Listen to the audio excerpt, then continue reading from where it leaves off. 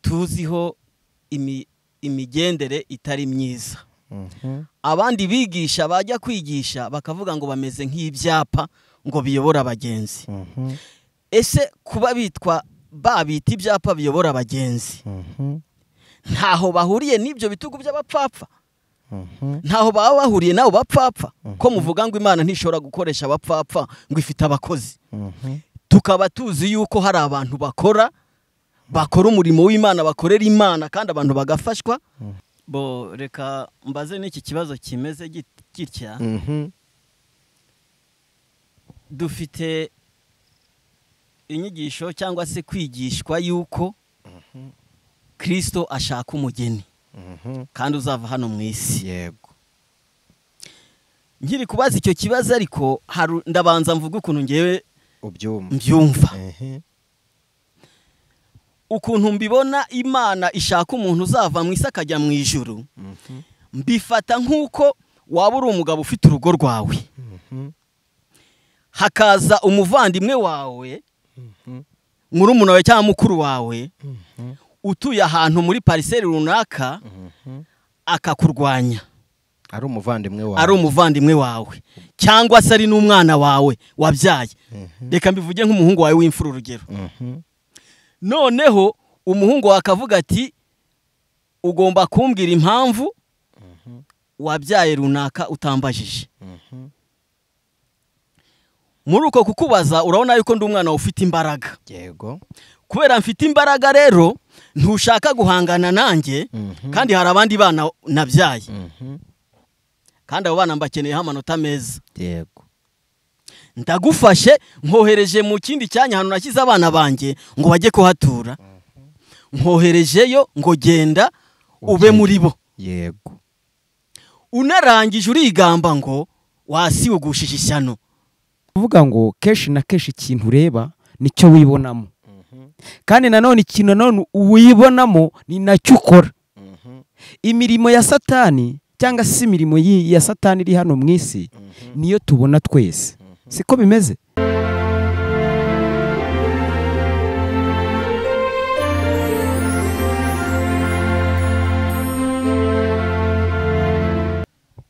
Yesu ashimwe cyane inshuti z'umusaraba, mugira amahoro y'Imana. Nge muvugana ndi mwene so Anicet niyomugabo, ku ijwi ry'umukanguzi nk'ibisanzwe tubahaye ikaze. Turi kumwe na mwene data utunganya amashusho, editinga cyangwa se utunganya izi nyigisho ngo zibagereho. Ni mwene data Musa Nyamwasa, nawe tumuhaye ikaze. Imana imuhe umugisha kandi namwe tubifurije ihumure, kugirirwa neza n'Imana, amahoro abonerwa muri Kristo Yesu abe kuri mu iteka ryose. Nkuko mubibona ntabwo turi twenyine kuri uno musozi w'amasengesho. Yesu yaravuze ngo nimuze mwenyine twihererane. Aravuga ngo munsanga ahantu hatari abantu, dore imiruho n'urusaku birabarembeje. Aha ntiduhari ku bwacu gusa, tuhari no ku bwanyu. Niyo mpamvu tugira ngo tuganire ijambo ry'Imana. Ariko nkuko mubibona turi kumwe n'itsinda, mu Kinyarwanda baravuga ngo ni abagabo b'inkorokoro. Tubahaye ikaze nabo nkuko mubabona. Hari mwene data ufite mikrofone, reka tumwakire duhereye kuri we atwibwire amazina, niba ari umukristo cyangwa se niba afite n'ahandi asengera, hanyuma tubone kwakirana bene data. Tuguhaye ikaze. Murakoze cyane. Imana ishimwe. Imana y'amahoro ibahe umugisha. Amen. Amazina ni Elias Ngendahimana. Ndi umupapa w'abana babiri. Ndi umukristo wizera Imana. Imana ishimwe. Rero nkaba nsengera Nyarutarama kuri Pentecote. Imana ibahe umugisha. Amen. Elias turamwakiriye. Hari na mwene data abakunze kureba cyane ijwi ry'umukanguzi, mushobora kuba mutamubonye bwa mbere. Elias hari ibikorwa bya gutabarana ry'ihumure ku bandi twagiye dufatikanya muri Mumporeze. Hanyuma turi kumwe na mwene data, nawe hari abantu benshi bamaze kumumenyera. Reka nawe yibwira abandi batamuzi. Tumuhe ikaze mu izina rya Kristo. Yesu ashimwe. Amen. Ndabasuje mu izina rya Yesu. Amen. Nitwa Bizimana Marcel. Ndi umukristo. Imana ishimwe. Ariko kandi ndi umupapa. Ndubatse mfite madamu n'abana. Yesu aduhana umugisha. Imana ibahe umugisha. Marcel nawe tumuhaye ikaze. Ndibwira ko abantu bo kumukanguzi muri kumfasha kwakira aba bene data kugira ngo biyumve mu ikaze. Reka twakire na mwene data uri hano nawe ni karibu. Ashimwe Yesu. Amen. Ashimwe cyane. Amen. Nitwa Ndayisabye Jeremie. Nkaba nanjye nsengera kuri ADPR. Hano Kinyinya. Yego. Nkaba ndi umugabo, ndubatse. Mfite umugore n'abana 5. Nejejwe no kuba ndi hano ku Mukanguzi TV. Imana umugisha. Amen. Jeremie nawe tumuhaye ikaze, ashobora kuba ari we ubaye nk'umushyitsi ariko mu buryo bwo kuri kamera, ariko off camera dukunda kubana nawe kenshi.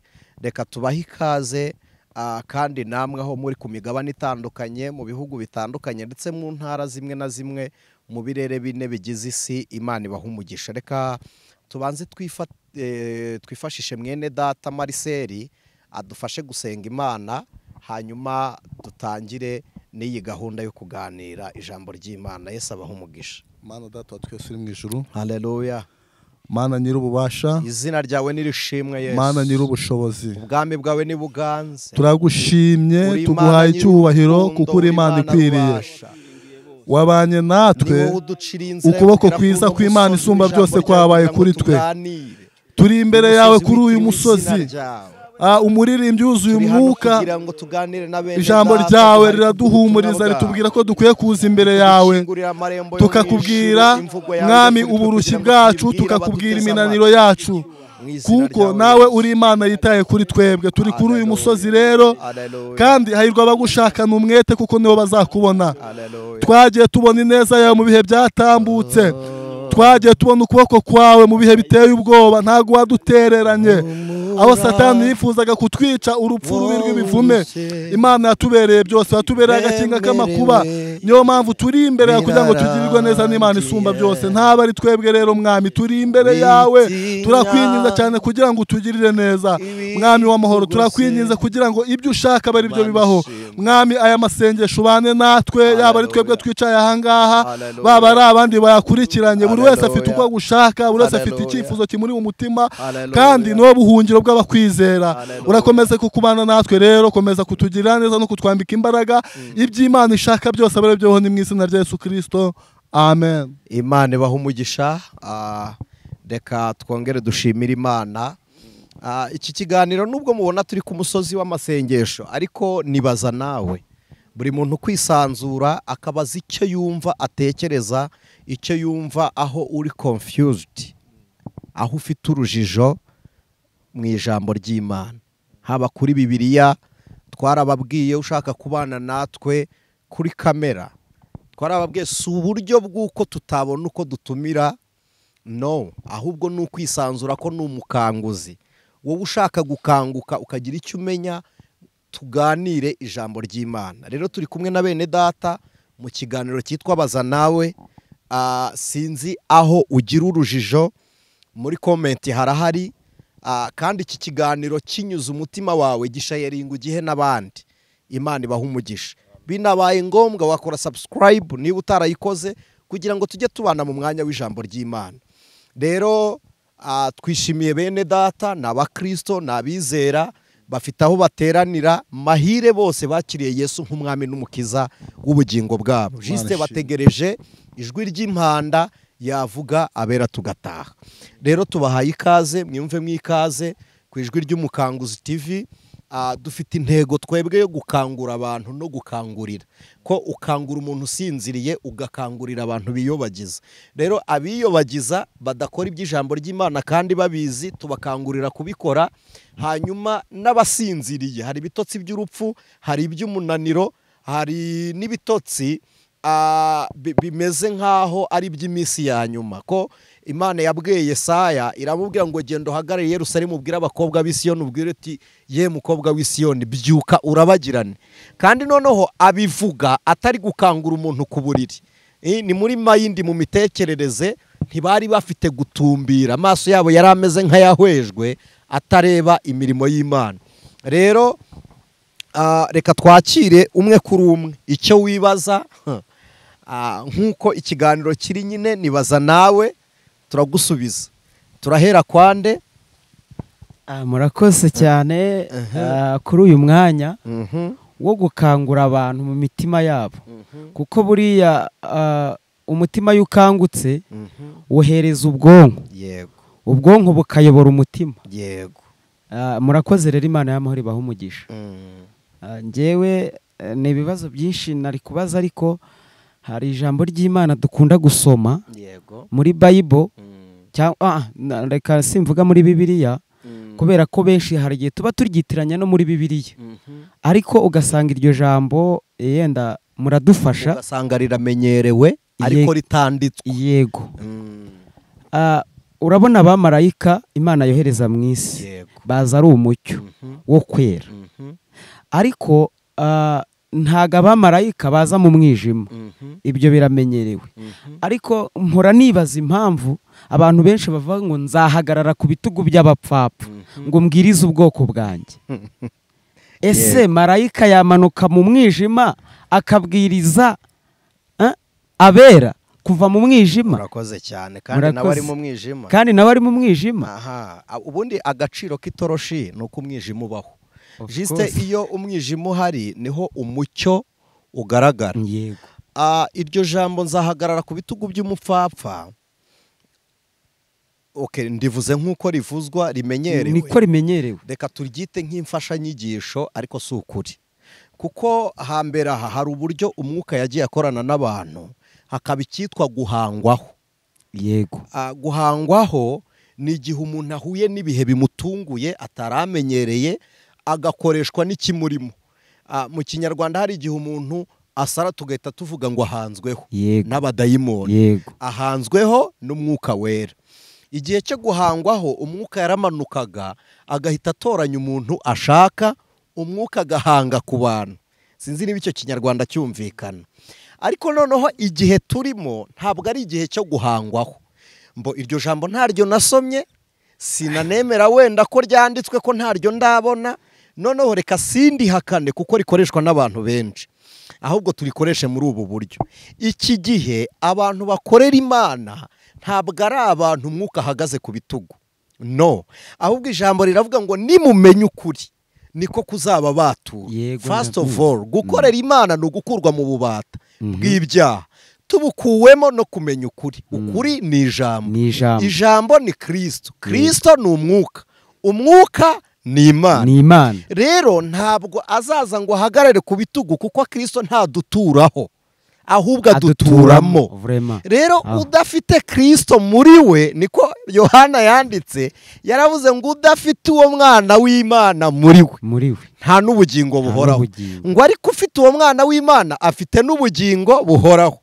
Nsoza kuri icyo kibazo, Yesu yaravuze ngo nimuba muri nge, amagambo yanjye akaba muri mwe. Ntabwo ari ukubabaho, akaba muri mwe, musaba icyo mushaka. Rero uyu munsi gukorera Imana bisaba kubyarwa n'umwuka, kuzuzwa umwuka, kuyoborwa n'umwuka no gukoreshwa n'umwuka. Ntabwo bisaba ko ahagarara ku bitugu. Aha, urakoze cyane. Imana y'amahoro iguhe umugisha. Amen. Wavuze ijambo guhangwaho, yenda mu kindi Kinyarwanda tumenyereye ni nko kuzurwa cyangwa se kuzuzwaho, ariko ko ibintu bigutunguye bitakumenyereweho. Aha, kuko guhangwaho ni ibintu bimeze nk'inzaduka kuri wowe. Yego. Ariko umwuka wera kuri twe ntabwo ari inzaduka. Aha. Noneho uvuze guhangwaho, ko njya mbona abashumba benshi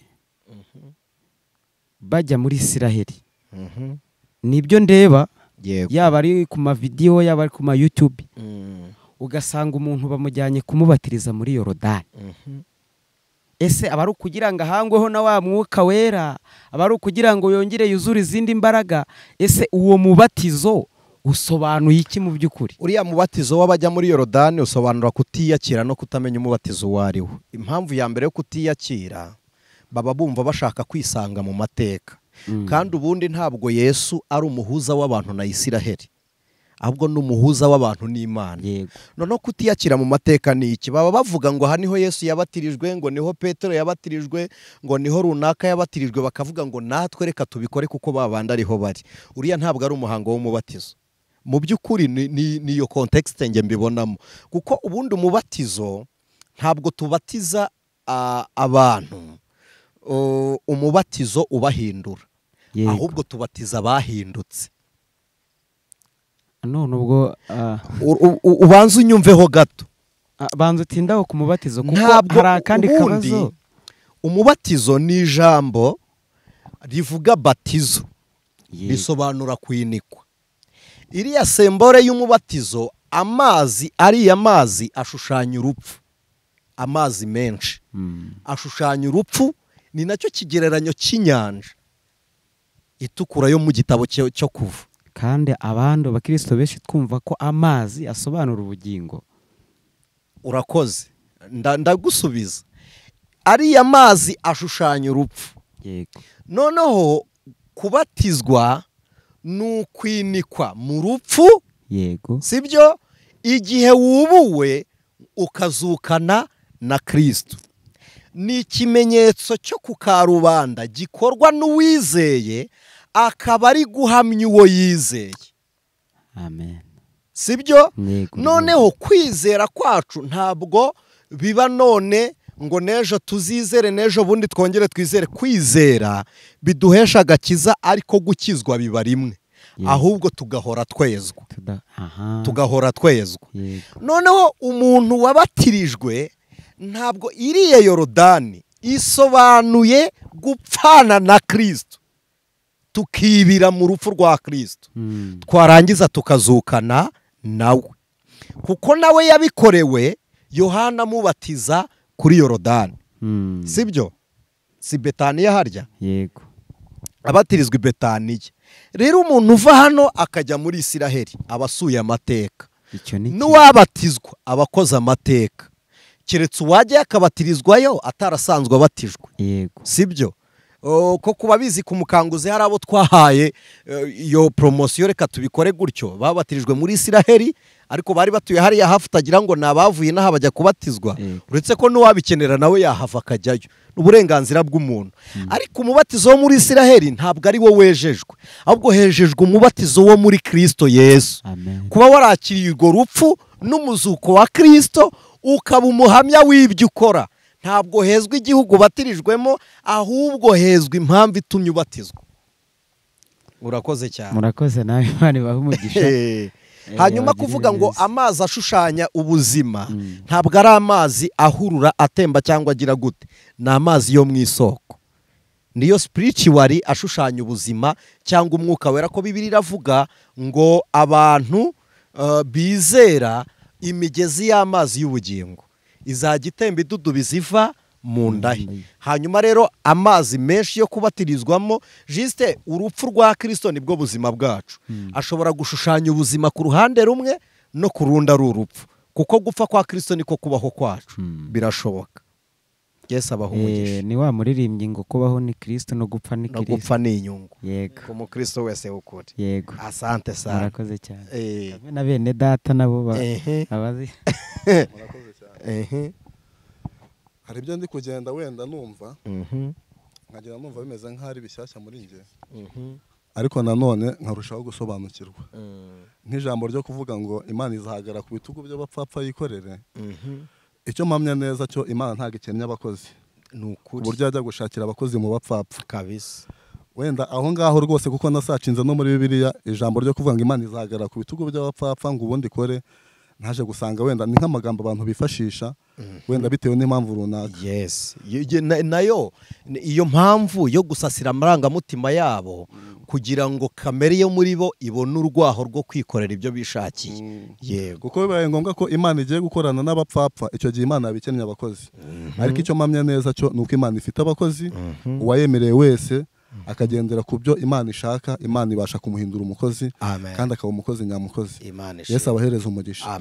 Hari ikibazo nanjye rero mpora nibaza. Buri gihe uko nsomye iryo jambo ry'Imana, nkunda kugira icyo kibazo. Ariko wenda turahanga kugira ngo umwuka wera arusheho kudusobanurira. Yego. Ubundi Imana ibidufashemo. Ikibazo njye nibaza, wenda tugiye mu isezerano rya kera, dusanga Mose yari afite inkoni ikora ibitangaza Imana yari yamuhaye. Yego. Imana imubwira ngo iyi nkoni uzayijyana kwa Faraho, nizagufasha kugira ngo wemerwe ko ari njye ugutumye. Hanyuma tubona iyo nkoni ya Mose yakoresheje ibitangaza, akubita hasi agatunga ku nyanja, inyanja igacikamo inzira. Hanyuma ariko nanone haza kugaragara indi nkoni, sinzi niba nza kuvuga ngo zari inkoni ebyiri cyangwa n'imwe. Haza kuvugwamo n'indi nkoni ya Aroni. Inkoni ya Aroni nawe yarabije. Ese ndibaza zari inkoni ebyiri cyangwa n'ubunini ya indi ya Mose, kuko aho ngaho njya mpagiraho urujijo. Ni ya Aroni hari inkoni ebyiri. Ubundi inkoni ku muntu uri muri benshi isobanura ubuyobozi mu bandi. Umuntu ugendana inkoni muri ba bantu babisobanuye ngo niwe uyoboye. Wenda hari abantu babizi mu cyiciro kindi runaka, ariko kandi mu buryo bw'abatunzi iyo nkoni nayo reka twe kuyisobanuraho byinshi. Ariko Mose yari afite inkoni yahawe mw'ibitangaza.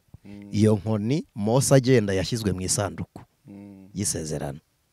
Ni mu isanduku buriya ni inkoni cyangwa ni Aroni yashyizwemo, sorry, ariko ni inkoni ebyiri. Wenda turongera turebe mu byanditswe, ni inkoni ebyiri. Iya Mose yaturukanye nayo kwa Yetiro. Urabyibuka Imana imubwira ngo yirambike hasi. Ariko Mose ngira ngo yari asanzwe afite iyo nkoni n'ubundi. Iyo nkoni n'ubundi Mose, kwanza twinjiye in deep, Mose ava kwa Farawo. Yavuyeyo ari umusore w'imyaka 40. Avayo yirukanwe na Neko, afite umwana witwaga Ramusesi. Noneho Mose ajya kwa Yetiro kwitwaza inkoni. Abize histoire cyangwa bazi histoire y'Abayahudi cyangwa n'iy'Abanyegiputa, iyi nkoni yayitewe bayimujugutira nk'umujugujugu, ayiterwa na Ramusesi. Ariko Mose yarayikoreshaga n'ubundi ari muri Egiputa.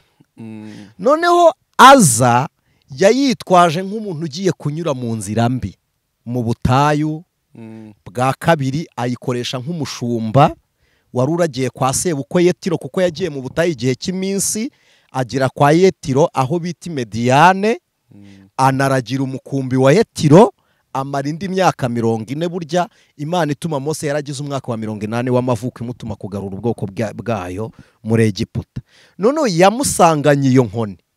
Imana yasanganye Mose iyo nkoni yarayikuye mu Egiputa. Yes, iramubaza ngo ni icyo ufite? Mfite inkoni. Yirambike hasi. Ayirambitse iba inzoka. Amen. No kuvuga ngo ijambo nkuyemo buriya intwari Imana igusanganye nikoresha. Erega dukunda kubivuga, nta nubwo ari Satani n'Imana uyu munsi nta ntwaro bakirema, ahubwo intwaro ufite utwara neza niyo igisubizo cy'Imana kuri wowe. N'intwaro ufite utwara nabi niyo Satani akoresha kwicisha. Mbese nimukurikira amateka muzasanga na Dawidi atarigeze ajyana inkota ku rugamba. Yari afite inkoni n'umuhumetso n'utubuye. Inkota ya Goliyati niyo yaciye Goliyati igihanga. Bisobanuye ngo intwaro ufite utwara nabi niyo Satani akwicisha. Intwaro ufite utwara neza niyo Imana igukirisha. Ko niko Paulo yabwiye Abefeso, yarababwiye ngo ibasha gukora ibiruta cyane ibyo twibwira, ibyo dusaba, ibyo dutekereza, ngo nk'uko imbaraga zayo zidukoreramo. Imana ishimwe. Noneho kabiri, iya Aroni ni inkoni y'ubufindo. Mu Bisiraheli bose bashakaga ubayobora nyuma y'uko Mose agiye. Bagiye gutora Aroni baravuga uti hoya, baravuga ngo kugira ngo tubone umukuru nuko duca inkoni twese. Uwo nyiri inkoni iri burabye niwe uri bube umuyobozi wacu. Baca inkoni ku giti cyitwa mande. Bacaho iyo nkoni, bamaze gucaho inkoni, Aroni arayifata, inkoni ya Aroni irarabye. Iyo ni iya Aroni, hakaba n'inkoni ya Mose, zari ebyiri. Yego. Okay, zari ebyiri. None se inkoni yabitswe nk'amateka ni zose zarabitswe. Iya Mose yarabitswe, ni Aroni irabikwa. No kuvuga ngo inkoni yarabije ari inkoni ya Aroni. Ya Mose ntago yarabije kuko yari yarumye, yari namaze igihe. Yarabije niyo baciye uwo munsi ya Aroni, noneho bakayica byose bakavuga uti iri burabye. Niyo nyira yari bubone ubutware. Ubwo inkoni zari ebyiri. Yego. Aho ndasobanukiwe. Ariko yakoreshwaga ibitangaza ni ya Mose. Ni ya Mose. Kuko inkoni ya Aroni yakoze igitangaza rimwe. cyo kurabya yego kugira ngo ubufindo buboneke. yego Yesu abaherere umugisha. murakoze cyane. Yenda sinzi yenda nimba ari ngewe udasobanukiwe neza, umuvandimwe ashoreje avuga ngo inkoni ya Aroni yakoreshejwe rimwe, ariko siko biri. Yenda niko mbitekereza, musomye igitabo cyo kuva ibice 7 urasanga hari ahantu bakubise inkoni hasi handitse ngo inkoni ya Aroni ngimira inzoka za burumvikana zo kwa Farawo nyine. Ikiganiro nibaza nawe, yego, Mose ageze muri Egiputa ntabwo ari we watwaraga inkoni. Mwibuke ko Imana yabwiye Mose ngo nzaguha Aroni nk'umuhanuzi wawe, yego, ajya kuvugira. Uwatwaraga inkoni na Aroni watwaraga inkoni ya Mose, yari yamuhawe nk'umufasha. Ntabwo bisobanuye ko iyo nkoni yakoze ibitangaza muri Egiputa ari iya Aroni, yari iya Mose, Aroni yamutwazaga. Okay. Ubwo no kuvuga ngo zose zabitswe mu bubiko bw'amateka, ariko hari yari yashyizwe mu ntuze mu isanduku y'isezerano. Murakoze cyane. Asante. Murakoze. Nanjye mfite ikibazo giteye gutya, mfite ibibazo bigera nko muri 3. Reka mbanze mpere ku byo uyu kibazo uyu mugabo yarabajije. Cyane cyane dukunda kumva dufite abavuga butumwa tuziho imigendere itari myiza. Abandi bigisha bajya kwigisha bakavuga ngo bameze nk'ibyapa ngo biyobora abagenzi. Ese kuba babita ibyapa biyobora abagenzi ntaho bahuriye n'ibyo bitugu by'abapfapfa? Ntaho baba bahuriye nabo bapfapfa? Ko muvuga ngo Imana ntishobora gukoresha abapfapfa ngo ifite abakozi. Tukaba tuzi yuko hari abantu bakora umurimo w'Imana, bakorera Imana kandi abantu bagafashwa, ariko bafite imirimo itari myiza, badakiranuka, badafite imbuto z'agakiza. Mfashe munsobanurire aho byaba bitandukaniye no kuba ari abapfapfa, cyangwa se ngo izahagarara ku bitugu by'abapfapfa kugira ngo abandi bakatubwira ngo bene abo bameze nk'ibyapa biyobora abagenzi. Mumfashe munsobanurira aho ngaho, dukomeze n'ibindi bibazo mfite. Ubundi mu Kinyarwanda baravuga ngo urugero rusa n'ukuri ariko si ukuri.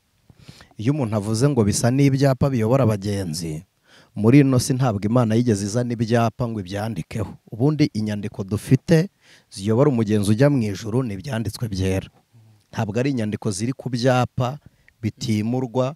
Imana ni inyandiko, kandi Imana izo nyandiko yanditse. Muririmbyi yaravuze ngo nishimiye ko Data wa twese yandikishije iby'urukundo rwe. Urumva, izo nizo nyandiko z'urukundo rwa Kristo. Naho ibyo byapa ni rwa rugero rusa n'ukuri ariko rutari ukuri, kuko Imana ntijikoresha icyapa iyobora umuntu ngo jya hariya.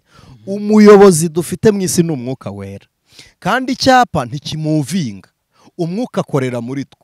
Imana idushyiriyeho ibyapa twanayoba, kuko hari urugendo rurerure umuntu akora nta byapa. Ariko ijambo riravuga ngo abayoborwa n'Umwuka nibo bana b'Imana. Bivuze ko umuyobozi w'abagenzi bajya mu ijuru ni Umwuka Wera, ntabwo ari ibyapa.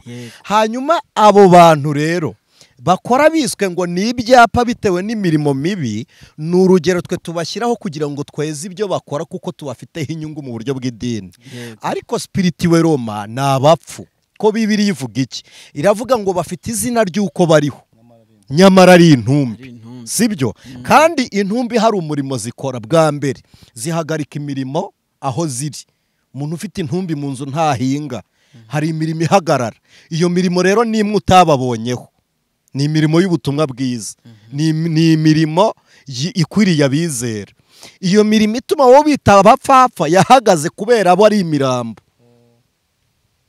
Bwa kabiri bateza igikuba, kuko intumbi itera ikikango, abantu barayitinya. Sibyo? Batera igikuba, bene abo ntibavuga n'imbabazi z'Uwiteka, babwiriza abantu iby'amarari yabo, kandi bakora n'iby'isoni nkeya. Niko Yuda yanditse ku murongo wa 4 mu rwandiko rumwe Yuda yanditse. Noneho ikirenze kuri icyo, ikintu gitangaje, Imana wayikorera utizera, ariko plutôt udakijijwe. ariko yo ntiyagukoresha. yego wowe wayikorera ukiha n'akazi ukiyangaja ukaririmba ukabwiriza ukaba pastori ukaba umushumba ye ukanakora ibyo twita guhanura nubwo nta mwuka wagukoreramo ko n'amarangamutima nayo arakurura ugafasha benshi ariko ntacyo byamara. Mu ruhande rw'imirimo iyo mirimo we wakoze ntiyandikwa ahubwo ikintu kiba gihari uhagararaho kugira ngo Satani agukoreshe urangaza bera. Bisobanura ko nubundi rya jambo ry'uko ari abapfapfa nyine ni abapfapfa. Exactly. Ni abapfu ariko siyo yabahagazeyo ngo bakoreremo. Bari kwikoresha bari gukora imirimo y'Imana ariko ari Imana ntibakoresha. Okay, murakoze cyane. Urugero abantu bayifashishije. Yes, ni urugero abantu bifashisha ngo bari abantu ngo babaye icyapa ngo kiyobora abagenzi. No, umugenzi ujya mu ijuru ntayoborwa n'icyapa, ayoborwa n'umwuka wera. Kandi tukagendera no kubyanditswe. Yes. Ubwo n'ijambo ry'Imana ryari kubihamya. Yego ryari kubihamya. Yego murakoze aho ndanyuzweho. Ikindi nakwibaza yenda reka nambuke. Mfite ibibazo byanjye byihariye kuko icyo cyari gikomotse ku byo twabajije babajije bagenzi banjye. Ariko ndibaza ikibazo kigira kiti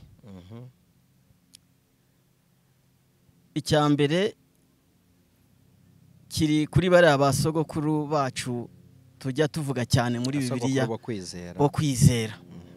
Urugero nka Abrahamu, yego, abo ba Dawidi tuvuga, yego, usanga inshuro nyinshi umuntu yumva yagira icyitegererezo kuri Dawidi.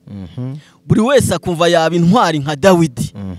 Buri wese akumva yamera nka Abrahamu. Akumva aricyo cyitegererezo cyiza. Yego.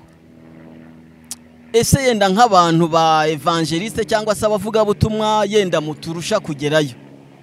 Kugera he? Kumenya cyane. Kuko turi muri baza. Hari uburyo mwaratekereje impamvu twumva twakwishingikiza kuri bariya batubanjirije kandi nabo hari ibintu bitari byiza tubona bakoze. Ubundi impamvu tuvuga ngo Abrahamu ni sogokuru wo kwizera nuko ari we wizeye Imana bwa mbere, akomokwa dayeri si we wa mbere, ahubwo niwe wakomotsweho umuryango w'isezerano ry'abizera. Kuko mbere ya Abrahamu habayeho Nowa, habaye Enoke, haba ba Melikisedeki, Abrahamu yahaye icya 10. Yego. Nowa nawe yarizeye, ariko impamvu tuvuga ngo sogokuru w'abizera Abrahamu nuko ari w'Imana yabwiye ngo va ugende kandi uzabyara urubyaro ruzakwitirirwa nirwo nzaheramwe amahanga yose umugisha. Natwe twakiriwe umugisha w'urubyaro rukomoka kuri Abrahamu, tumwita sogokuru w'abizera. Ntabwo ari sogokuru komuteri ku yindi ntuze. Uburyo wari uvuze ngo tukabitirirwa, uyu munsi Abrahamu ntabwo ari role model wacu, na Dawidi ntabwo ari we tugenderaho. Twebwe ntabwo turi kugera ikirenge mu cya Dawidi, nta nubwo turi kukigera mu cya Abrahamu, turi kugera ikirenge mu cya Kristo. Yego. Ntabwo ari Dawidi. Niwifuza kumera nka Dawidi uzaba usubiye inyuma, ahubwo hari Kristo ubaruta, niwe twifuza kumera nkawe. Ndabyumva cyane. Icyitegererezo cy'abizera si Mose, si Eliya, si Abrahamu, si Enoke, si ba Gidiyoni, ntabwo ari ba Nowa. Icyitegererezo cy'abizera ni Kristo Yesu. Aho ndabyumva cyane ko icyitegererezo cyacu ari Kristo. Yego. Ariko biratuma ngaruka inyuma ku byo twavuyeho. Bigaragara ko Imana nayo yakoresheje bari abantu badakiranuka. Ni ibintu bigaragara iyo turebye imirimo bagiye bakora yo gusambanya abagore benshi, yo kwica, ni imirimo itari myiza, ariko Imana yarabahamagaraga ikabakoresha. Kugeza naho yavuze ngo mbonye uwo umutima wanjye wishimira ari we Dawidi. Kenshi cyane bakunda no kwigisha ku byiza bye ntibavuga ibibi bye. Ibyo mbyibazaho cyane nkanjye. Ndibaza mwansobanuriye yuko abantu bita ibyapa cyangwa bita abapfapfa ari abantu bikoresha bataba bakoreshejwe n'Imana.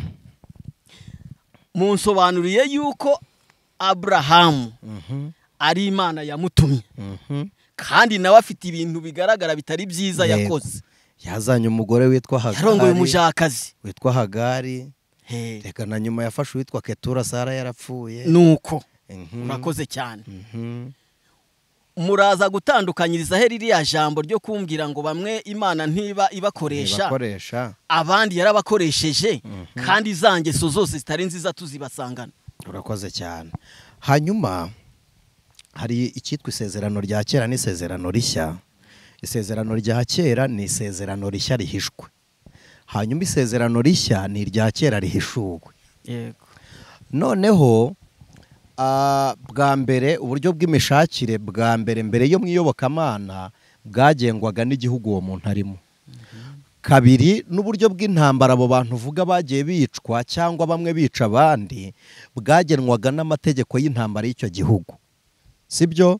Noneho gatatu, aba bantu ubundi ikosa Aburahamu yakoze ni ukuryamana n'umushakazi w'umunyamahanga. Ni ikosa ntitubita icyaha?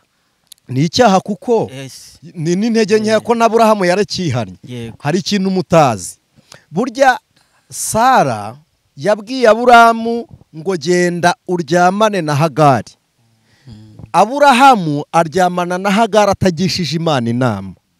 Noneho Sara abonye Ishimayeli yavutse bamaze gukura, Bibiliya iravuga ngo ku munsi wo gucuka kwa Isaka abwira Aburahamu ngo senda umwana na nyina. Aburahamu ajya yajya kubaza Imana. Agiye kubaza Imana iramubwira ngo umvira Sara kuko na mbere wamwumviye. Icyaha Aburahamu yakoze cyatumye Ishimayeli yirukanwa ku butaka kavukire bwe. Urumva ingaruka y'icyaha? Wumve n'uburyo cyitwa icyaha. Ariko nticyamuciye ku Mana kuko yagarutse imbere y'Imana yikubita imbere kuri ya shusho y'imbabazi z'Imana. Kabiri, kibaye atari Aburahamu kigambiriye, icyaha cya Aburahamu ahita agaruka akagisangira na Adamu. Adamu yari yitunda zaniwe na Eva. Aburahamu aryamanye n'umugore ahawe na Sara. Uwo mwanya ntabwo turi bwinjire mu yindi ntuze runaka. Icyaha cya Aburahamu cyashyizwe kuri Sarayi gihanirwa bose, nticyashyirwa kuri Aburahamu nubwo yakiriye igihano cyacyo. Ariko Aburahamu agiye gutambira Imana ibitambo gihanagurwaho. Nicyo cyatumye Imana ivuga ngo Ishimayeli nawe azahinduka urubyaro rukomeye kuko ari umwana wa Aburahamu. Rero abambere icyadutandukanyaga nabo, yazanaga abo bagore barenze umwe, agasambana na benshi, akica benshi. Ariko inuma, isekurume y'ihene, imfizi y'intama, ikimasa cy'inka byatambirwaga abantu bikajya mu mwanya wa bya byaha byose bakoze, bigatuma ibyaha bakoze mu minsi yashize bibabarirwa kubera ibitambo. Ntabwo Imana yabakoreshaga ari uko bahumanye, babaga bamaze gutamba ibitambo bikuraho bya byaha babarwaho. Hakiriho ibitambo. None twebwe igitambo ni Kristo n'umwe, dufite isezerano ryo kubana n'umwe. N'abepiskopi ntibemerewe abarenze umwe. Niyo mpamvu uko mbere bagengwaga atari ko uyu munsi bagengwa, kuko amategeko yabayoboraga yasohoreye kuri Kristo. Twe twakira itegeko rishya ryo mu isezerano rishya, ari ryo ry'amaraso ya Kristo. Urakoze cyane. Amen. Bo reka mbaze n'iki kibazo kimeze gitya. Dufite inyigisho cyangwa se kwigishwa yuko Kristo ashaka umugeni kandi uzava hano mu isi. Yego. Nkiri kubaza icyo kibazo ariko ndabanza mvuga ukuntu ngewe mbyumva. Ukuntu mbibona Imana ishaka umuntu uzava mu isi akajya mu ijuru, mbifata nk'uko waba uri umugabo ufite urugo rwawe, hakaza umuvandimwe wawe, murumuna wawe cyangwa mukuru wawe, utuye ahantu muri pariseri runaka, akakurwanya ari umuvandimwe wawe cyangwa se ari n'umwana wawe wabyaye, reka mbivuge nk'umuhungu wawe w'imfura urugero. Noneho umuhungu wakavuga ati ugomba kumbwira impamvu wabyaye runaka utambajije. Muri uko kukubaza urabona yuko ndi umwana ufite imbaraga. Yego. Kubera mfite imbaraga rero ntushaka guhangana nanjye, kandi hari abandi bana nabyaye. Kandi abo bana mbakeneyeho amanota meza. Yego. Ndagufashe nkohereje mu kindi cyanya hano nashyize abana banjye ngo bajye kuhatura. Nkoherejeyo ngo genda ube muri bo. Yego. Unarangije urigamba ngo wasiugushije ishyano. Ubwo uwo mwana wavuye muri parisera akajya mu rugo rw'abandi ni Satani ushaka kuvuga. Niwe shaka kuvuga. Arakunaniye. Reka nkubaze ni muri Bazanawe. Ni Bazanawe. Ndabaza ibyo numva ibyo bindimo kugira ngo nsobanukirwe. Ugifashe nk'igihungu cy'imfura. Nk'igihungu cyananiranye kikwigaragambije. Noneho ubonye yuko kikurushije imbaraga, atereka nyohereze muri barumuna bacyo kuko bo nta mbaraga, kandi nawe urabizi yuko nta mbaraga bafite, urabizi neza. Nta n'ubwami bafite bari mu Rwanda. Nta n'ubushobozi bafite. Kandi abo bantu noneho ugishyizeho ngo barwane nacyo, urashaka ko batsinda. Kandi wowe cyakunaniye. Bo sinumvwe nabi yenda n'Imana cyangwa se n'abandi bakristo banyumva kuri Imana yo ntiyakumva nabi kuko isoma icyo ugambiriye. Hanyuma abandi bakristo nabo ntibakumve nabi, niryo tandukaniro ryawe nabo. Yego. Yeah. Noneho ndibaza ni impamvu ki naguhereyeho urugero. Ni impamvu ki ishaka umugeni? Ni impamvu ki ishaka umugeni yarangiza ikohereza Satani. Ikohereza Satani ntireke ngo bahangane nawe kuko aribo banganya imbaraga cyangwa se anayirusha imbaraga. Anayirusha imbaraga. Kuki yamwohereje kandi irashaka numara kunsubiza icyo ngicyo. No. Naragenze ndabo. Numara kunsubiza yo baguma bagahangana. No numara kunsubiza icyo ngicyo. Uraza kumbwira numara kunsubiza icyo ngicyo.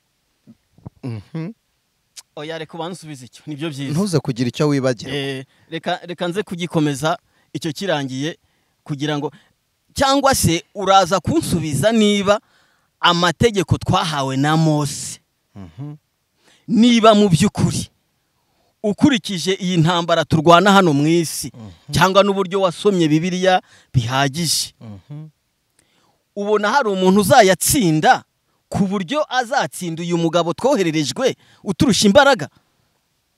Murakoze cyane. Hari umuntu uzatsinda ayo mategeko? Ubundi amategeko ntabwo yaje ngo muyatsinde. Mutanatekereza ko aricyo cyazanye amategeko.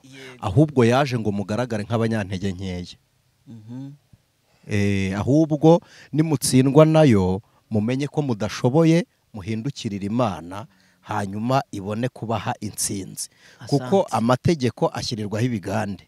Uredi niba turi ibigande twarananiranye. Amategeko agaragaza igihano kigatanga urupfu. Hanyuma nyuma y'amategeko haje ubuntu rero bwa Kristo. Niba igihano gitanga urupfu, ubuntu butanga ubugingo. Bwa bugingo bukaduha agakiza. Amategeko yaje mbere y'ubuntu. Yego. Kuko Bibiliya iravuga ngo wari umushorera utugeza kuri Kristo. Yaraje rero twamugezeho. Ntabwo tukigengwa nayo. Ahubwo turi muri Kristo Yesu, niho ayo mategeko akorerwa.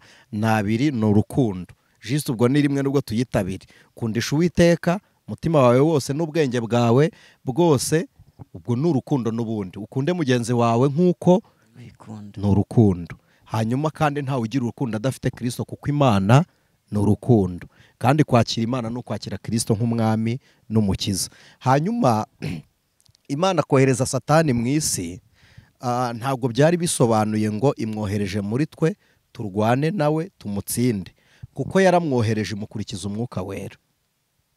Ntabwo ari Satani wakiriye umwuka, ahubwo uwo mwuka wahawe abari mu isi bizera Imana nk'uburinzi bw'itandukaniro n'abatizera. Abo bafite umwuka bafite ubuzima bw'Imana muri bo. Sibyo? Noneho na nyuma hari n'abandi babitekereza gutyo, wenda badukurikiye ku ijwi ry'umukanguzi. Reka mbabwire ko ibirenge bya Satani byarabanje ariko sibyo byaherutse. haherutse ibirenge bya Kristo. Ese kuki mufata uwabanje ntimwakira uwaherutse? Naguhe mikoro. Urakoze cyane. Impamvu dushobora gufata uwabanje mwakira uwaherutse nuko ari we tureba kandi ni nawe tugenza, niwe duhangana nawe, niwe mureba koko Satani abagaragarira kuruta Kristo. umva impamvu nibyo kenshi na kenshi yenda tuganire nk'abantu, tubanze tugaruke nk'abantu, tube turetse ibindi. ni ukuvuga ngo kenshi na kenshi ikintu ureba nicyo wibonamo, kandi nanone ikintu nanone wibonamo ni nacyo ukora. Imirimo ya Satani cyangwa se imirimo ya Satani iri hano mu isi niyo tubona twese, siko bimeze. Noneho iyo mirimo itandukanye na ya mirimo itagaragara, ariko ishobora kugaragara ku bayemera ya mirimo itagaragara. Ibyo birumvikana. Rero impamvu twemera ibyo birenge nuko hari ibimenyetso by'ibirenge nyine byaho byakandagiye, ariyo ya mirimo ya Satani turi kubona mu isi. Abatukana turababona, bamwe inzoga turababona, bakora ibiki turababona, n'uburetse aho ndaza kuhagera. Noneho navuze ngo cya kindi tureba cyane nicyo kidutera gutuma bamwe muri twe bashobora kubona yuko ba bantu navuze ya mirimo itagaragara aribo babizera. Burya benshi tuvuga yenda n'urugero, nimba se ari umusinzi akaba ahorana amafaranga yo kunywa, wa wundi wizera Imana ariko wewe ntayabona, wifuza n'ayamukaru. Urumva exactement ngewe ndareba wa muntu uhora unywa inzoga mpore mwibazaho, niyo ya mirimo iratugodoroga muri twebwe turebe bya birenge. None tuze kwitsa tuganire muri ubu buryo. Isurimo ntabwo urahura na Satani, mpura n'imirimo ye, uhura n'imirimo ye. Yego. Ariko noneho hagati y'imirimo ya Satani n'imirimo y'Imana itumye uriho n'iyande. Ku ruhande rwanjye itumye mbaho n'iy'Imana. Urakoze. Bisobanuye ko wafashe uruhande rw'imirimo imwe. Ntega amatwi ngo usubize. Abantu baduteze amatwi bari kutureba, ariko twe turuzi ibyo bataruzi. Kubera iki? Bari kubona aho twaberetse bitewe n'aho twerekeje kamera. Yego. Ariko inyuma ya kamera turuzi Musa uri kudukamera. Yego. Kubera iki twe turi kubona Musa kandi bo batamureba? Nuko ariho imbone y'amaso yabigarukira. Noneho ayaca areba n'inyuma ya kamera ari kubona na Musa. Umuntu wese ushaka kureba imirimo ya Satani hano azayireba, ariko nushaka kurenza amaso akareba hirya y'imirimo ya Satani azabona n'imirimo y'Imana. Ko ibyahishwe abanyabwenge Imana yabihishuriye abaso kugira ngo hatagira wirata ubwenge bwe. Yego. Noneho untega amatwi, iyo imirimo ya Satani ni ukuvomerera umurima. Imirimo ya Satani ni ukuguha umwana ngo ubyare. Imirimo ya Satani ni ukukurinda ngo uramuke. Imirimo ya Satani ni ukuguhera umwana ku ishuri, cyangwa ni ukubuza ibyo byose kubaho. None kubera iki bibaho? Bisobanuye ko nubwo imirimo ya Satani hari, iy'Imana yirusha iki? Imbaraga. Urakoze. None rero icyo wahaye umwanya cyane nicyo ubona. Yes ni. Noneho ntega amatwi nkubwire. Icyo wahaye umwanya cyane nicyo ubona. Papa Kingi, mwene data Jeremie, reba hano ubonye iki? Bibiliya. Kuko ariho ugize gute? Ariho ndebe. Reba hariya imbere ya Elias urabona iki? Ikaye. Kuko ariho ugize gute? Hari Bibiliya, hari n'ikaye. Uruhande uzahindukira nirwo uzabona. Nuhindukira uruhande rw'imirimo y'Imana uzayibona. Nuhindukira uruhande rw'imirimo ya Satani nayo uzagira gute? Uzayibona. Ariko ntibisobanuye ngo Satani yakoze Imana idakora. Ni uburenganzira bwawe bwo kureba aho ushaka. Ni nayo mpamvu ari uburenganzira bwawe bwo kuba warabonye ibyo warebye. Ari icyo rero ntabandi gusobanukirwa. Impamvu ari icyo mbandi nicyo mwantumiriye hano. Nisobanurira juste ni muri Bazanawe. Hari ibintu ndeba abavuga butumwa batubwira. Imana ni umubyeyi. Ni umubyeyi w'abantu bose. Kuko cya kibazo cyo uraza kukinsubiza ntirakinsubiza cyo. Icyo nakubajije mbere. Uraza kukinsubiza. Cy'impamvu yamwohereje mu isi bagombaga guhangana ahubwo akamwoherezaho badafite imbaraga. reka ndangize ihangane ndangize aho muvuga ngo Imana irakora, murashaka kunyumvisha yuko ikora kurusha Satani? Yego, nibyo mushaka kunyumvisha. Hari ibintu ntekereza, iyo ntekereje cyane hari igihe ntekereza ko hari ibintu tuvugira Imana kuko ariyo nyembaraga yaremye isi n'ijuru kugira ngo itagira ikidutwara. Bacirara Yesu. Okay, ndabyumva. Urugero, kuba wayihabutse uvuga ngo ntavuga nabi, ngo ntavuga nabi ni nka kwa kundi ushobora kugira ahantu hari umuyobozi ukirinda kuvuga amakosa ye nabi mu gihe bahari, ariko kandi ahari ukaza kuyavuga ahubwo uri ku ruhande. Ari ukirinda ko yabyumva kugira ngo atazagukomerera nabi.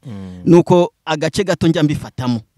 Ariko ndibaza nti yenda nkanjye wasomyeho Bibiliya cyangwa wigishijweho Bibiliya ufiteho kanonsiyo nkeya n'aba bene data, njye ndibaza nti niba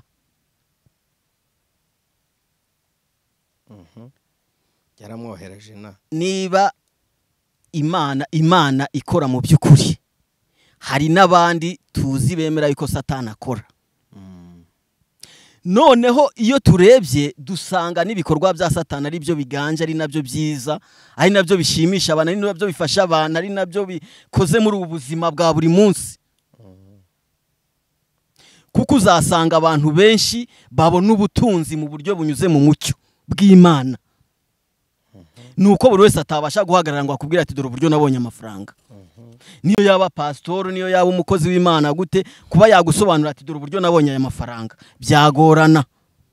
Ashobora kubaka etage nk'iriye, ariko mu by'ukuri uretse ko yenda umuntu ataba afite umwuka ngo yinjiremo, ubaye nk'uwinjira Imana ikaguhishurira kiriya kintu yaduhishe. Nkareba Anicet mugabo uburyo abayeho, cyangwa se Elias uburyo abayeho, ikampishurira, nasanga hari uburyo harimo utuntu akorana n'amanyanga. Bigaragara ngo mu buzima bwa hano mu isi uko tubayeho Satani abigiramo uruhare. Ntagiye kure, reka nse n'utanga akantu k'ubuhamya gatoya. Nasanze umuntu w'umukirisitu kandi w'umuvugabutumwa ari kuvuga ngo bansenyeye, ngo Mana we bansenyere koko, kandi azi yuko yubatse mu buryo bunyuranyije n'amategeko. Ariko ari gusenga avuga ngo Mana, ngo ibi ni ibiki, ngo wambwiye kuzantuza Kigali. Azi ko ari kubaka mu buryo bunyuranyije n'amategeko, kandi azi ko ari umukirisitu, azi ko ari mukuri. Ubwo mu by'ukuri niyo yanzu yayuzuza, izaba iturutse ku Mana koko. Yayubatse mu buryo bwo kwihisha bw'ubumanyanga, yatanze ruswa, ubwo azaba akoze mu buryo bwo. Niyo mpamvu nashaka kuvuga yuko ngewe ni kuki mwavuga yuko Imana irakora pe, ariko ni kuki Satani watabakora? Ko nawe ari umwami w'isi. Reka musubize muri ubu buryo, kambanze musubize n'abaguhaye mikoro. Hari ikintu cya mbere mugomba kumenya, ijambo rya mbere, burya icyavuye mu kanwa k'Imana kiba gitunganye. Ntago dukorera Imana kuko tuyitinya, njye ntago aricyo gituma nyikorera, ariko kandi nabwo nyikorera kuko nyitinya. Utuyitinya gute kuki utayitinya? Uburyo nyitinya, hari ubwoba bugutera guhunga ubutinya, sibyo? Hari n'ubwoba bugutera kuba kure, bugutera kwegera ubutinya kugira ngo umuhungireho kuko ari we ufite imbaraga. Ubwoba dufite cyangwa ubwoba buntera gukorera Imana nuko Imana, niko Bibiliya ivuga ngo muyikorere muhinda umushyitsi kandi muyegere mutinya. Bwa mbere twe twambaye umubiri, yo ni Imana y'umwuka, turi mu isi kandi yo ikaba iri mu ijuru. Na Salomo yarabivuze, aravuga ngo ntimukagire icyo mwihutira kuvugira imbere y'Imana kuko muri mu isi mwambaye umubiri, Imana ikaba yicaye mu ijuru. Icyo nshaka kuvuga ni iki? Imana irakiranuka, niyo ibihamya, kandi uko tuzi Imana ni uko itwiyereka, ni uko yatwibwiye, ni nuko yatwihishuriye, sibyo? Kuzana Satani mu isi ntabwo byari bisobanuye ngo bari mu isi batsindwe. byari bisobanuye kwimura umubi imbere y'Imana, kuko ijuru uko ubona utakifuza kubana n'umugabo, uko urabizi ngo nta bihanga bibiri mu nkono, n'ubwo urwo rugero ruciriritse ari urw'umuntu, ariko icyo nshaka kuvuga ni iki: kwishyira hejuru kwa Satani ntabwo kwamwemereraga kubona ubuturo bwo mu ijuru. Yaraciwe atabwa mu isi, ariko kandi nubwo tuvuga ngo yatawe mu isi, muri mwe ntawe uzi aho yaguye bwa mbere arihe. Nta n'uzi ngo itongo rya Satani ni irihe cyangwa ava mu ijuru yatuye he. Ntituzi niba ari Nyarutarama, ntituzi niba ari Kibagabaga, cyangwa se ari Ikinyinya. icyo tuzi nuko akora hose. Izo fragment tubona, icyo ndagusubiza, Imana kumuzana ni nacyo cyatumye izana Kristo. Rero niba mutanabizi, kuko umucyo waje kuzimya umwijima. Kuba Satani yaramanutse, Imana yari igambiriye kwerekana gukiranuka kwayo, kuko inama y'agakiza mu ijuru yakorewe mu biri mu ijuru, ariko mu isi nta watedinze iyo nama n'umwe. Iyo Imana ijya kugaragarira ibyaremwe byo mu isi ari we muntu, gukiranuka kwayo, atabonye imirimo yo gukiranirwa ya Satani, ntimwajyaga kumenya ko hari n'imirimo yo gukiranuka. Nimurebe iyo ya Satani, hanyuma Imana iberera imbuto ibakiranukire, niryo zina ryitwa Jehova Tikeno, Imana umukiranutsi wacu. Ntabwo igukiranukaho kuko hari icyo wayitwara, igukiranukaho kuko yo ikiranuka. Kuba Satani yaramanutse rero, first of all tubibonamo imbaraga z'Imana. Kuki muri aho umubi ari ntimwicwe nawe, ntimumarwe nawe. Kabiri, Papa Kingi, hano utuye munsi y'iwawe hari umudugudu, si ngombwa ko tuwuvuga, sibyo? Ni uwa runaka. Kuki ubona umudugudu we? Nuko utuye hafi y'uwo mudugudu. Hakurya hano ku Gisozi cya Kigali hari undi mudugudu, sibyo? Abariyo barawubona. Nyiri uyu mudugudu wo ku Gisozi siwe nyiri uyu mudugudu wa hano Ikinyinya, sibyo? Ariko yose ni imiki. Noneho wowe washimye gutura hejuru y'uriya mudugudu, cyangwa hari uwashimye gutura muri uwo mudugudu, ariko ndashima gutura muri uriya mudugudu. Ntibisobanuye ngo ubwo Ikinyinya hubatse ku Gisozi harasenyutse, iki mukimenye. Ntibisobanuye ngo ubwo uri mu mudugudu Ikinyinya wamaze imyanya yo ku Gisozi. No ku Gisozi harimo umwanya. Ushaka kuba mu mudugudu w'Imana, Papa Ki harahari. Nubwo muvuga ngo izo fragment zirahari, ibyo bimenyetso by'imirimo, inkomere zituruka mu mirimo ya Satani, kubera icyo agukomeretse ntabwo ari icyo ashaka. Bibiliya iravuga ngo nta kimuza na kindi uretse kwiba, kwica no kurimbura. None se ugira ngo akugize casualty, yaragambiriye kuguhusha? Ntabwo yaragambiriye kuguhusha, yaragambiriye kuguhitana, ariko hari ubundi butware bumubujije gusohoza ya nzigo. Kabiri, mwebwe icyo mwita imirimo y'Imana ni ya nzu wavuze, ni ya etaje, ariko ntabwo ariyo yerekaniwe muri Kristo. Ntabwo imirimo y'Imana yerekaniwe muri Kristo ari ukugenda mu modoka, ntabwo ari ukugenda mu ndege. Imirimo y'Imana yerekaniwe muri Kristo ni ugukiranuka, kudukuraho ya mirimo mibi yose muzi Satani akorera inaha, hanyuma Imana ikatubonaho kugukiranuka duheshwa na ya mirimo myiza Imana yerekaniye muri Kristo Yesu. Soza kuri icyo rero, uwuhisemo gukorera niwe ukorana nawe.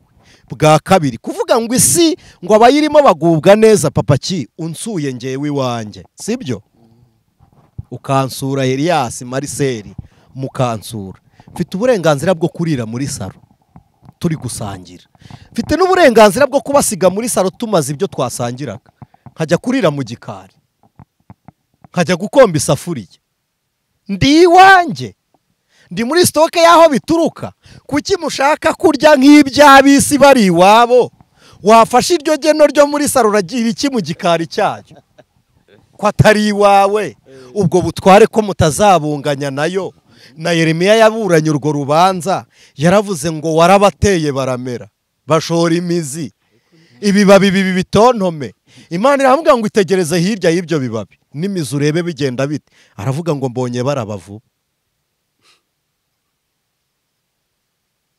None ntega amatwi papa ki umuntu aje kuvoma iwawe ndasoje akaza kuvoma mu rugo iwawe akaza ashaka amazi yo kunywa sibyo undi akaza afite inyota ariko afite ijerekani ngo yatware mu rugo wowe wakwihutira kwakira cyane nuwahe nuyanyweraho cyangwa nuyajyana mu rugo nuyanywera niyo mpamvu ababirira inaha rero bagwije byinshi kuruta ibyo bajyaniye. Imana yitaye aho dufite impamba ntabwo yitaye kuho duhembukira nta mpamba dufite y'ejo kuko uyanywereye aho azongera agira inyota abura amazi ariko uvomye ayatwara. Urakoze rero n'abinaha hari abashaka ibyinaha bakanabihabonera rwose ariko aho tujya ubutunzi buriyo buhishwe nicyo gituma Imana ititaye ku byo waburira inaha kuko yo iyo ubibuze yabigizemo uruhare iguha umutima wo kunyurwa n'ibyo ufite.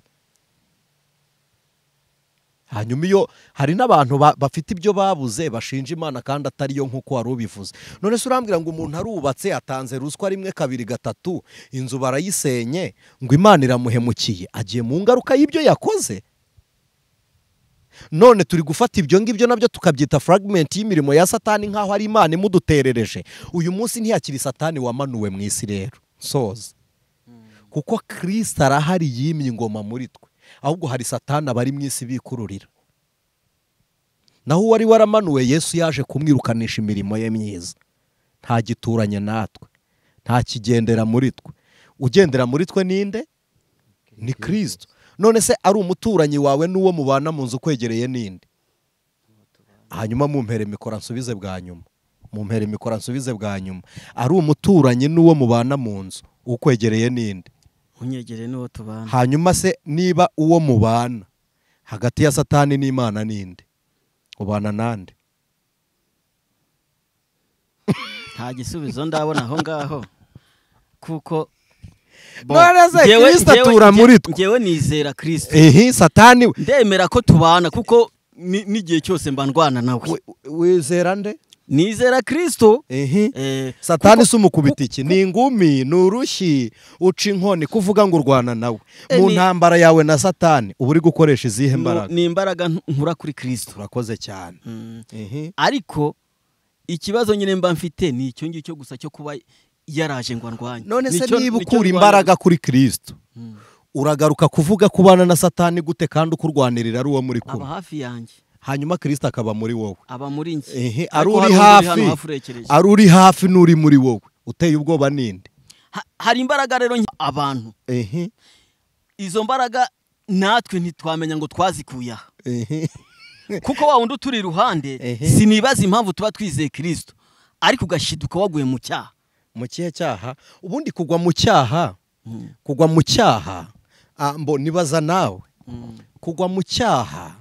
Hari n'icyaha tujyanwamo na kamere yumviye Satani ariko Satani ataje kukidukoresha. Icyo kimenye. Ubwo Kristo kurimo abamaze icyaho ngaho. Kristo kurimo abafite icyamaze ahubwo wanze kumwumvira. Nta mbaraga afite zatuma agufata utamwumviye. Ntabwo bwaba ari ubuyobozi rero bwaba ari ubutegetsi. Kandi kuba tizera Imana itegeko riracyariho ariko kuba yizera iratuyobora. Rero iyo tuyoborwa hari inzira ebyiri guhitamo iy'ubugingo no kurimbuka. Nishiraho oya ntabwo ngende bwemere ko ari demokarasi mu Mana. Reka wenda dusubikiraho. Reka tubyite independent. Noneho iyo haza kubaho Imana idufata ikadukoresha ibyayo ku ngufu zayo hatabayeho amahitamo yacu ntitwakabaye kuba turiho. Noneho ntitwaba twaranatsinze kuko Imana yabisohoza byose kuri twe nta na kimwe twebwe dukoze muri Kristo Yesu. Kandi abizera Kristo hari imirimo yo muri Kristo abizera bakora iturutse mu mbaraga za Kristo uri muri twe. Uburyo umwizera n'uburyo umwemeramo nizo mbaraga utsindamo Satani. Akoze cyane. Reka dusoze ku bibazo byanjye mbaza ikibazo gutya. Muraza kumbabarira ni ijambo ryo muri Bibiliya nigeze nsoma rivuga ngo ni Imana yica kandi igakiza. Yego, igishyira ikuzimu igakurayo. Yego. Niko yabwiye Hana. Mu by'ukuri Imana irica igakiza, ni umwicanyi mu by'ukuri. Ikica ikanabeshaho. Iri jambo rero rivuga ngo ni nge wica nkanakiza, rwari urupfu rwa Kristo. Niyo yamutanze ngo apfe, kandi ni nayo yagize gute, niyo yamuzuye. Muhe mikoro. Ni Imana yica kandi igakiza. Yego, ishyira ikuzimu ikanakurayo. Utanze urugero kuri Kristo. Ariko ubundi nanjye ikibazo mfite aho ngaho. Ukibarizanye rimwe na kimwe wari ufite. Kimwe nari mfite. Wenda reka mbanze iki ngiki. Urupfu rw'Abanyegiputa twarushyira kuri nde? Urupfu rw'Abanyegiputa bishwe n'amategeko yabo bishe. Ko umunyegiputa ubundi atarabona umwisiraheli ntacyo yari atwaye Imana. Ahubwo umunyegiputa amaze gukoroniza umwisiraheli akanamukurikira ahunze umwisiraheli atashye, icyo nicyo kishe umunyegiputa. Hanyuma Imana hari abantu yishe itazakura mu rupfu, ahubwo yarimbuye. Ko kuva isi yaremwa harimbutse abantu inshuro ebyiri. Bari Abanyegiputa buriya mubona bose baguye mu gikorwa cy'akazi, ko ni ingabo zari zikurikiye zigiye kurwanira igihugu za Farawo. Bibaye ibyo shyira mikoro ku munwa nyumva. Buri gihugu cyose kigira ingabo, sibyo? Ntega amatwi, shyira mikoro ku munwa. Buri gihugu cyose kigira ingabo. Tuvuge niba Ukraine iri kurwana n'Uburusiya, abari bugwe muri Ukraine n'abari bugwe mu Burusiya, ab'Imana yishe muri bo ni bande? Noneho reka nguhe urugero. Impamvu ushobora kutarwumva nuko bishwa n'Imana. Ariko muri Egiputa bazi neza ko Imana yitwa Uwiteka ari yirwanirira Abisiraheli. Kabiri, ikuye inziga ku magare, baravuga ngo duhunga Abisiraheli kuko Imana yabibarwanirira, naho twebwe ikaturwanya. Aho guhunga barishora, bishwe nayo. Ariko si rwo rupfu Bibiliya yari ivuze. Shyira mikoro ku munwa. Okay. Uriya rupfu rw'amazi Abanyegiputa bishwe narwo. Uvuze ko ari ingabo zari mu kazi. N'Uwiteka wabakunkumuye, ariko bagwa mu murongo w'akazi. Ubwo rero Imana ubundi yabishe kuko urupfu rw'Abanyegiputa turushyira ku Mana. Yego. Ikindi, muri Egiputa Abisirayeli bataragenda, n'ubundi Imana habayeho kwica. Kw'Imana se? Ikintu cyose cya Egiputa cy'imfura cyose cyarapfuye. Urakoze cyane. Sibyo? None ruriya rupfu rwose rwo turubara kurinda. Ni uguhora inzigo k'Uwiteka. Ubwo nabo ni Imana yabishe. Hanyuma se abana bo Farawo yari yishe b'abahungu b'Abisiraheli, burwo rupfu murushyira kurinde? Uwiteka. Oya, ibintu byose byabaye muri Egiputa cyari igihe cyo guhora inzigo kw'Imana. Umva ukuntu Farawo yikoreshaga. Umuntu winangiye umutima, ijwi rya mbere ntaryumve, irya kabiri ntaryumve, irya gatatu ntaryumve, Bibiliya ikwita igikenya, kugira ngo Imana ikwigaragarizeho. Wanze imbabazi z'Imana, irakunangira uburyo butuma izo wanze bwa mbere na nyuma utazibona. Ntabwo Imana yanangiye Farawo wari usanzwe akijijwe, nta nubwo yagushije umukiranutsi. Icyo mukimenye. Yari Farawo wari ufite ibindi bigirwamana, ukaba Farawo wari ufite indi myemerere. Ariko kandi namwe mutekereze icyo Bibiliya ivuga ngo hima umwami utarigeze kumenya Yosefu. Yosefu yabaye premier ministre muri Egiputa. Ubu uyu mwanya umuyobozi uriho utaza amateka ya Kayibanda ninde uriho mu Rwanda? Utayamenya yayasoma. Utayamenya ntiyayasoma. Ariko ugiyeho ntashaka kumenya iby'ubundi bwoko. Iby'irindi shyanga ryari rihari. Ntashaka kumenya Yosefu wasobanuye inzozi, ariko azinzara Abanyegiputa bakize.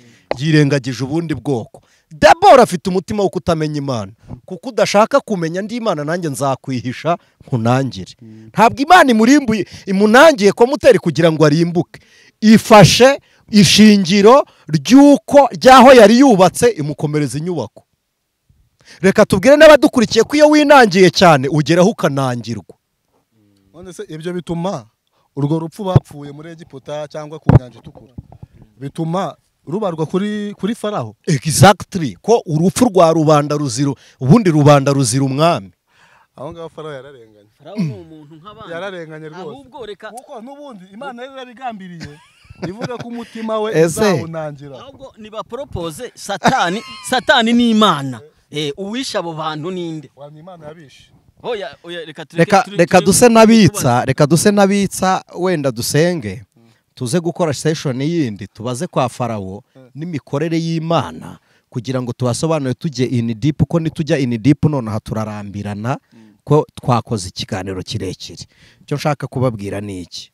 D'abord umunyegiputa atarahura n'umwisiraheli mu nyumve mu buryo bw'umwuka, mu buryo bw'ubwenge, mu buryo bw'umubiri no mu buryo bwa diplomasi, mu nyumvire mu nzira zose ziriho.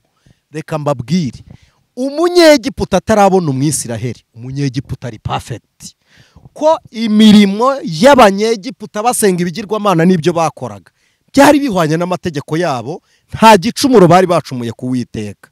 Ariko umwisiraheli ageze muri Egiputa yahajyanwe bwa mbere n'inzara, sibyo? Yosefu yagiye yahunze, Yosefu yagiye yaguzwe ari umugurano, higeze agirirwa imbabazi, yarakoze, sibyo?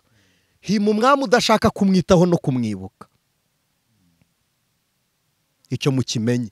Kandi urwibutso rw'imirimo ye rurahari, none ntashaka kubyitaho kugira ngo uhanirwe rero ibyo wakoze n'ibyo wirengagije, Imana izakunangira. Ntabwo ari uko wari usanzwe wejejwe, nuko hari ibyo wakoze bituma udashaka kumva Imana nayo ijya kure y'amatwi yawe. Mbwira abantu baduteze amatwi, iyo ugiye uhunga Imana kenshi wowe uyihunga utambika, yikaguhunga ijya aho utazayumva ariko ukabona guhana kwayo. Gatatu, hari abantu bavuga ngo Imana izaza inyibwirire, ngo ntabwo ivugira hariya, ikubwirisha inkoni, ko Bibiliya iravuga ngo izabahamagaza ikivugirizo. Urumva? Hari umuntu uhamagarwa, umuntu wubaha ntunamuhamagara ku karubanda n'izina, hari ukomera amashyi agahindukira akakureba, hari n'utayakomera ukamutumaho intumwa cyangwa ukamwiruka inyuma. Rero abahunze Imana nta mashyi nta bimenyetso, ubundi umuntu ukebuza ikivugirizo uba umusuzuguye. Kabiri, aba ari kure yawe kandi ari ku rwego mungana, sibyo? Noneho gatatu, ntabwo Imana izakuvugiriza ikivugurizo kuko mungana, ahubwo icyo kizaba kiri kuvuga. Iyo hari abantu bakeburwa n'ifirimbi y'Uwiteka. Noneho rero nsoza, iyo Imana ishaka Farawo imutega Abisiraheli. Farawo ushaka kwihangana yirinda Abisiraheli. Farawo ushaka kudakora mu jisho ry'Imana n'ushaka gukira umujinya w'Imana yirinda Abisiraheli. Ariko Farawo wahangaye Abisiraheli aba yakoze mu rubyaro rw'Imana, kubera ko Isiraheli Bibiliya iravuga ngo nibo mfura zande z'Imana. None afashe imfura, se yari kuzireka? Ntabwo yari kuzireka. Ese tutarasa n'abatuza sinabaza kangaka konyine tugasenda n'abatuza gatoya nuko mwari mubishatse. Ndabaza akabazo kameze gutya, ngewe yenda sindi muri politike gatoya banyumve, ariko tuzi no kuyijyamo biremewe gufite irangamuntu. Hari igihe igihugu abasirikare b'igihugu runaka bajya ku rugamba, bagiye kurwanirira amahoro. Tuvuge urugero, u Rwanda rugiye gutabara runaka, rugiye gushaka amahoro, sinzi ukuntu ndi bubivuge, reka mvuge ingabo runaka z'igihugu runaka, niho utanga urugero rwiza. Zigiye kurwana kandi zirashaka amahoro, zigiye kurwana n'ikindi gihugu nacyo kandi nacyo kirashaka amahoro. Urumva ari babandi bari mu gihugu barumva ko bari mukuri, ari babandi bateye igihugu barumva ko bari mukuri. Izo ngabo zose iziguye ku rugamba, izo zijya mu ijuru, izo ko haba habayeho kwicana, habayeho kwica abandi, abo bantu bagwe bisha abantu benshi bagize gute, abo bantu hariho kuza hariho umusirikare amategeko y'intambara abashingiye ku mategeko runaka, si igihugu kuko ntabwo ari igihugu gishyiraho amategeko y'intambara. Tuvuge ngo ni UN, reka tuvuge gutyo, sibyo? Noneho igihugu kimwe iyo cyateye ikindi, gukiranuka k'umusirikare ntawe biba bihuriye na misiyo ye. Iyo wa musirikare asanzwe akiranuka asenga, kabiri akagera ku rugamba kubahiriza amategeko y'intambara, warasa umusirikare mugenzi wawe nk'uko itegeko ribiteganya, ayo maraso nta kubarwaho. Iyo urasha abayarengana abarwa ku wagutumye. Hanyuma iyo wishe umuturage ukamwica gutyo nyine ukamena amaraso atariho urubanza, kuko amaraso ariho urubanza ku ntambara n'uwo muhanganye mu Rwanda. Iyo wishe umuntu utari kukurwanya ku ntambara, ayo maraso urayikorera. Hanyuma harimbuka wishe amategeko y'intambara ngenderwaho. Rero n'amategeko y'intambara muri wowe harimo n'ubumuntu, ukabaho mu buzima. Niba wakiranirwaga ntabwo uzaraga umurage w'abakiranutse, kandi niba wakiranuka gukakiranirwa nturi buhabwe umurage wo gukiranuka kandi wakiraniwe. Iyo wubahirije amategeko yawe y'intambara ukarwana nabo uri kurwana nabo, kuko umusirikare ni autocratic, ntabwo ari demokrasi. Ni itegeko, genda ukora iki by order, genda ukora icyo wahawe gukora. Niba banagutumye gukora ikintu runaka bizabazwa ku uwagutumye wubahirije amategeko yawe. Point. Reka duse nabitsa, Yesu abaha umugisha. Hanyuma kuri Bazanawe ni ibibazo biba bitandukanye. Sinzi niba hari umuntu wumvishe nkanjye utumvisha impaka, ahubwo kumva ko ari ngombwa ko tuganira n'imitekerereze y'abantu kugira ngo tubafashe urwego rwo kumenya mw'Imana mu buryo bukwiriye. Yesu abaha umugisha. Reka dufatikanye dusenge, nakagaruka niba babyemera, kandi niba nawe ubyemeye, kandi niba Imana ibishimye kuri twe. Mana turagushimiye, ubwenge bwacu bwaremwe nawe, amaso yacu arimwa nawe, ibiganza ndetse ingingo zose kuri twe. Ariko aho turi tuhahurira n'intambara zituma tukugiraho urujijo. Umuntu akibaza ibyo ahura nabyo ashingiye ku kwizera kungana n'imirimo. Ariko noneho ntabwo ibyo dufite, ntabwo ariho ubugingo bwacu bukomoka muri wowe. Sengeye umuntu wese wari uteze amatwi iki kiganiro kugira ngo atakumva nk'Imana ingana n'ibikorwa wamugiriye, ahubwo tukumve nk'Imana yadupfiriye ukatuzukira, nk'Imana yatanze ubugingo, nk'Imana yadusezeraniye ijuru. Dufate ko ibyo tudafite hano bitazatubuza iby'abera barazwe. Mu izina rya Yesu, izina ryawe nirihimbazwe. Gukiranirwa kw'abakiraniwe ntibube umurage uragwa bagukiranukira ba none. Ibyo nibyo dusabye kugira ngo dusubizeho imirimo, urugomo ndetse niruba n'irari ry'ubusambanyi rindi ryakozwe n'abatubanjirije twe tukaragwa ibyo. Udukize umuvumo w'abisi, uduhe umugisha wo muri Kristo, kubwawe none n'iteka ryose Yesu Kristo. Amen. Imana ibaha umugisha mu izina rya Yesu. Amen.